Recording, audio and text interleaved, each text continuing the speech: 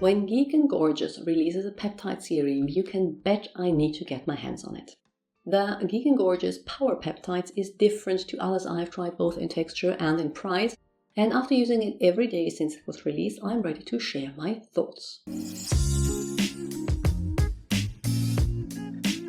If you're new here, welcome. I'm Dr. Anne, a physician passionate about skincare and well-aging. Just as a reminder, peptides are an extra step in your skincare routine once you reach a certain age and have the basics down: sunscreen, antioxidant, and if possibly a retinol. You don't really need them in your 20s. Not that they will do harm at that age, but it is an extra step you can skip. Back to the power peptides though, what did I think?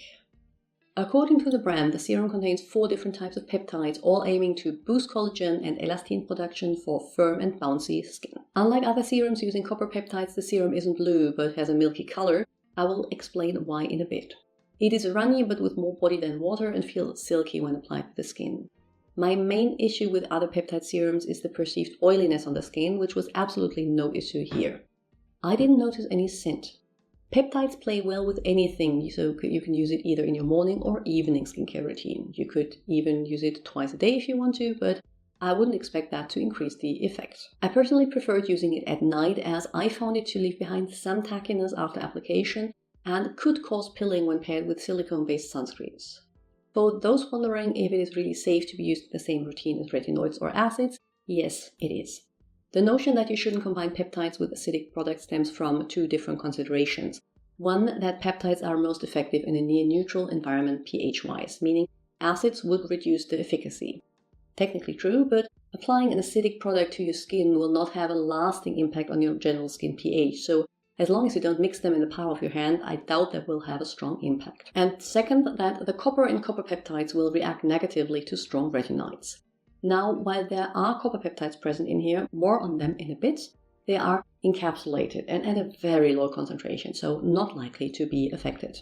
Oh, and according to Stephen Coe from Kind of Steven, the copper in copper peptides is bound so well anyway that even if they weren't encapsulated, they wouldn't react the same way unbound copper would. He has an Instagram video explaining the papers and how he would interpret them, and that sounded pretty convincing for me, so even using copper peptides at higher concentration and not encapsulated with your retinoid would probably be safe. Speaking of the 4 different peptides used, let's take a closer look. The first one is 3% of matrixyl 3000, which is actually a complex made from 2 different peptides, palmitoyl tripeptide 1 and palmitoyl tetrapeptide 7, aiming to increase collagen production. The matrixyl offers are among the peptide blends with the most research behind them, though most of it comes from the manufacturers. The concentration of 3% is the one most skincare products use and the one yielding good results in the studies done, but it is worth noting that the ordinary offer a 10% matrixyl serum combining matrixyl 3000 and the next one coming up, Synthase 6. If more is more here though, I don't know. The second peptide is another one from the matrixyl family, 2% Synthase 6 or palmitoyl tripeptide 38. As the brand name Synthase 6 already gives away, it claims to help increase synthesis of 6 different important structural parts of the skin: collagen 1, 3, 4, fibronectin, hyaluronic acid, and laminin 5. Again, we only have manufacturer data on that, and it is recommended to stay between 2 and 5% in formulas to avoid risking irritation. The third peptide used is Tego-Pep4-17, tetrapeptide 21, a peptide I admit I hadn't heard of before. Apparently it is also boosting production of important skin peptides like collagen at concentrations between 0.5 and 5%, but I wasn't able to find more than 3 studies on it.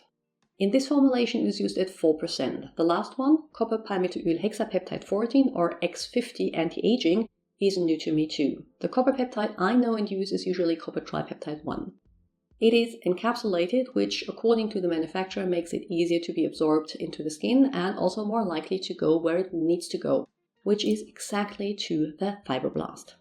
The concentration used is 0.001%, apparently the one used in studies and recommended by the manufacturer. It is more common in skincare than I knew, with Drunk Elephant, Clarins and Medicaid using it in their peptide products.